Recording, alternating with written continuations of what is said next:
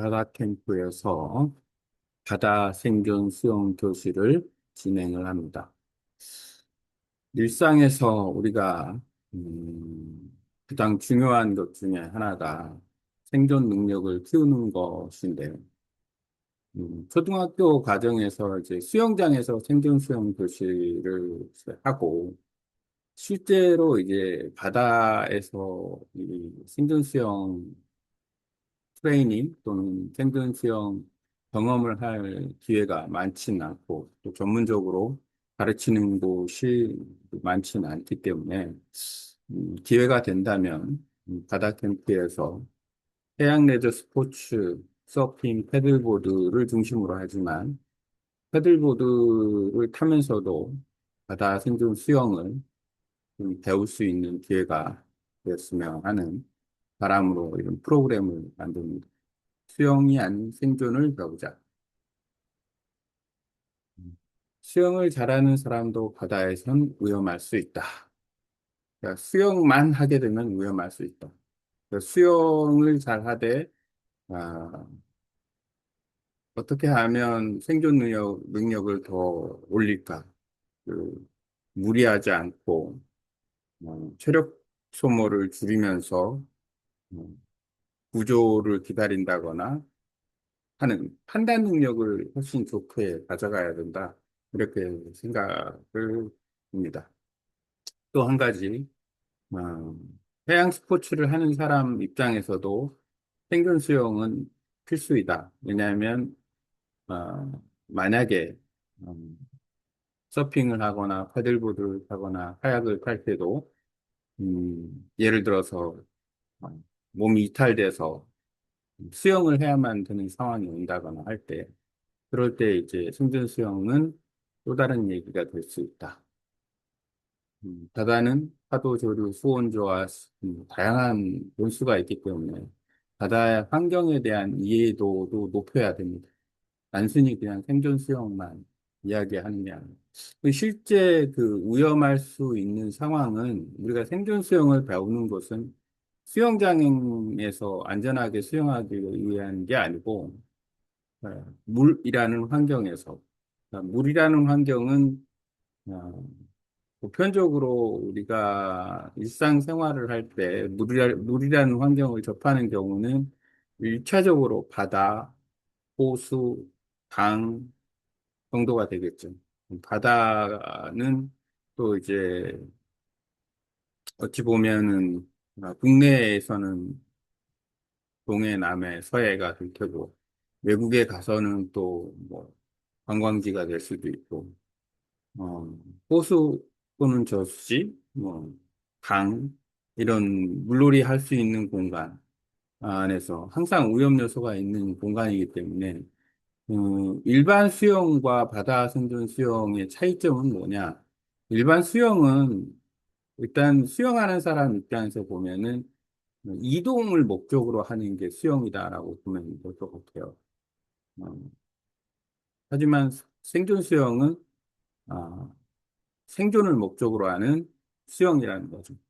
거기서 핵심 차이는 뭐냐면, 수영은 A 지점에서 B 지점으로 가려고 하는 그런 어떤 과정이 좀 중점이 되어 있다면, 생존 수영은 판단이 가장 중요한 거죠. 그러니까 A 지점에서 B 지점으로 가서 이제 내가 무사히 나올 수 있다 그러면 오케이. 그러면은 이제 수영을 하면 되지만 갈 수 없는 상황이거나 체력이 떨어졌을 때의 어떤 문제점. 그때 내가 어떻게 체력을 보존하면서 쉽게 말하면 조금 거친 바다에서 익사되지 않고 익수자가 되지 않고 생존할 수 있는 구조가 될 때까지. 그리고 또 한 가지 이제 중요한 요소는 우리가 거친 바다에서는 수영하는 경우가 드문데, 아, 거친 바다에서 위험한 상황에 노출될 확률이 높다라는 거죠. 그러니까 잔잔한 물에서 위험한 것에 노출되는 게 아니라 거친 바다, 바람도 세게 불고, 그래서 뭐 장비 잃어버리고, 튜브 떠내려가고, 뭐 이런 상황에서 이제 어떤 생존을 해야 되는 부분이 있기 때문에 생존 수영을 그냥 쉽게 난 물에 뜨니까 난 생존 수영 할 줄 알아 이 개념이 아니고 거친 바다에 점점 적응하면서 단계적으로 어떤 그 훈련 정도를 좀 높여가는 과정이 필요하다. 음, 일단 중요한 거는 물에서 뜰 수 있다라는 것도 상당히 좋은 능력치이고 생존을 위해서. 그 다음에 이제 조금씩 조금씩 적응하는 단계. 바다에서 통상적으로 생존 수영할 기회, 훈련할 기회는 많지는 않죠. 그냥 수상 활동을 하면서 자기 자신이 이제 바다에 적응하는 과정을 거치게 되는데, 그것보다는 좀 전문화된 어떤 생존 수영을 갖다가 체계적으로 가르쳐 주면 훨씬 도움이 되지 않을까라는 생각이 듭니다. 아, 일반 수영은 자유형, 평형, 배영 또는 뭐 자명 이런 형태의 수영 방법을 택해서 수영을 할 수가 있는 거고 생존 수영은 이제 누워뜨기, 엎드려뜨기, 최소한의 이동에서 그 유지하는 것. 어찌 보면은 수영 능력이 많이 떨어지는 사람도 생존 수영을 알면은 조금 더 안전해질 수 있다라는 거죠. 음. 아니, 아직 안 먹었어. 어디로 갈 건데? 오늘 식당? 근데 나 큰형하고 집에 가서 먹어야 되거든. 그래, 응, 응, 응. 응. 음, 심리 상태,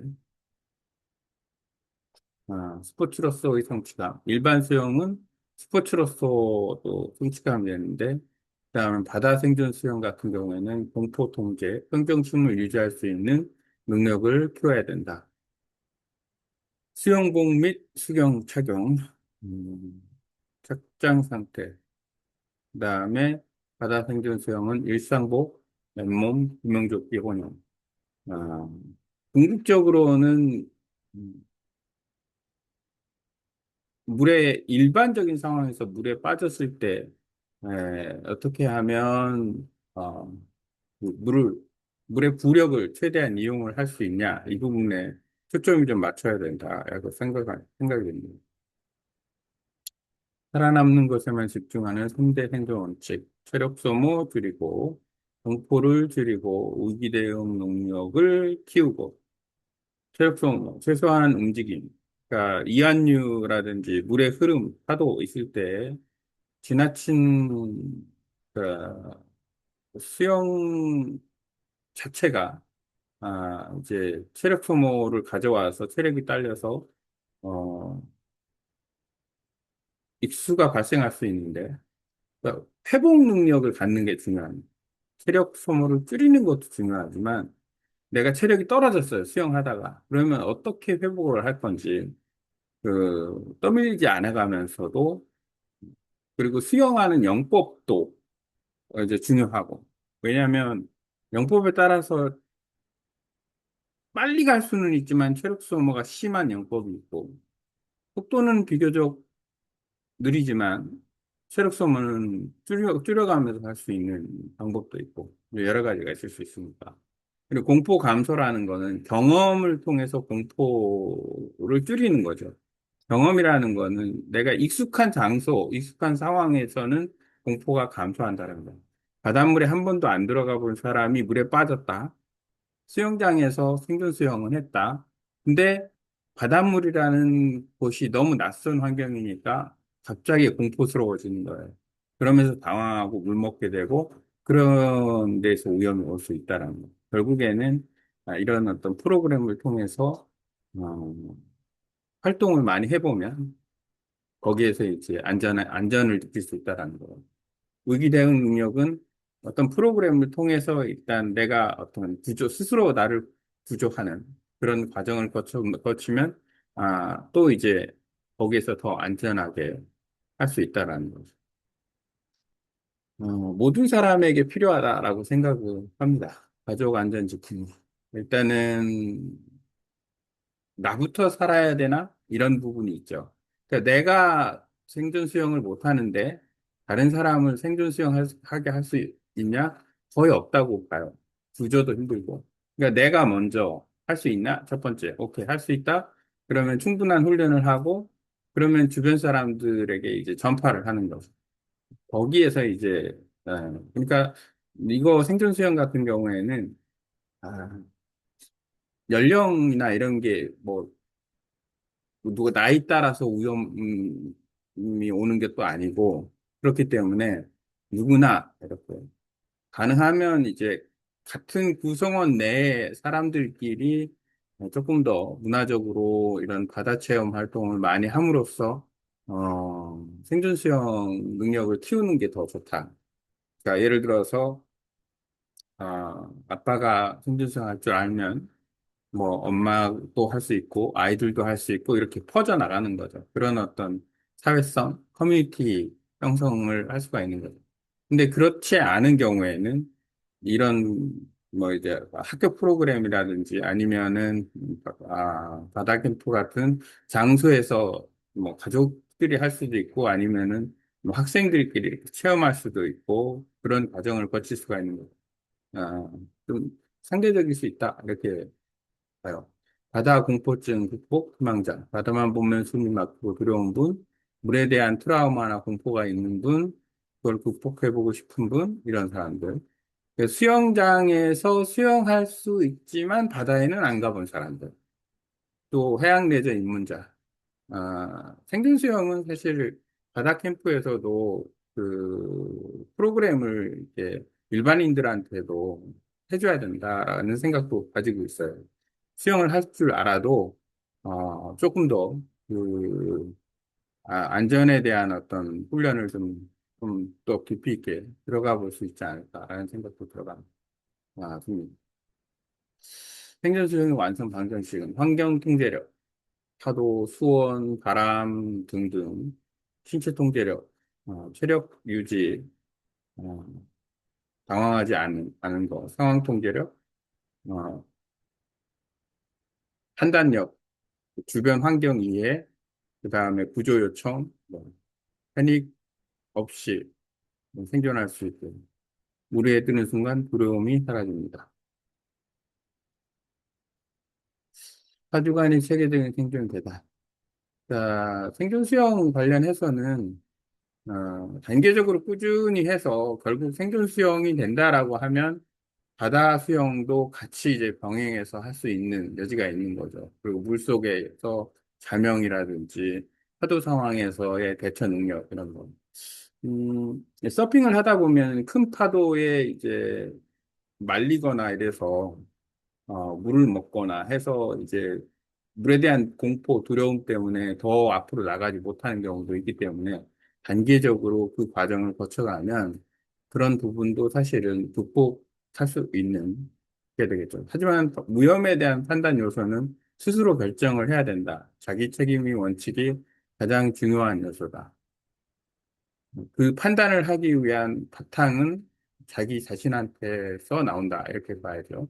적응, 바다 환경 이해, 구명조끼 착용, 핵심, 누워뜨기, 옷 입고 뜨기, 생존, 확장, 최소 에너지, 수신호 도구 활용, 실전, 파도 속 생존, 표류 대응 및 그룹 협력 구조.